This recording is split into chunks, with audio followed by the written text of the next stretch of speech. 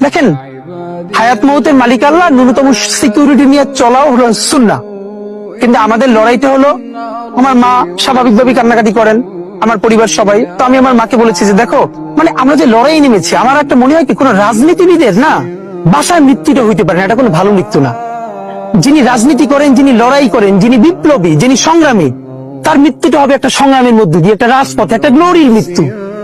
আমি তো ভীষণ ভাবে প্রত্যাশা করি, আমি ছোটবেলা থেকে এই স্বপ্নটা দেখি, অনেক জায়গায় বলেছি, যে একটা তুমুল মিছিল হচ্ছে অন্যায়ের বিরুদ্ধে, সেই মিছিলের সামনে আমি আছি, কোন একটা বুলেট এসে আমার বুকটা হয়তো বিদ্ধ করে দিয়েছে, এবং সেই মিছিলে আমি হাসতে হাসতে আমি শহীদ হয়ে গেছি। এবং সবাই যখন মৃত্যুটাকে ভীষণ ভয় পায়, আমি তখন হাসতে হাসতে আল্লাহর কাছে ভীষণ সন্তুষ্টি নিয়ে পৌঁছতে চাই যে আমি একটা ন্যূনতম ওই জীবনটা লিড করতে পারলাম, আমি একটা ইনসাফের হাসি নিয়ে আমি আমার আল্লাহর কাছে পৌঁছতে চাই।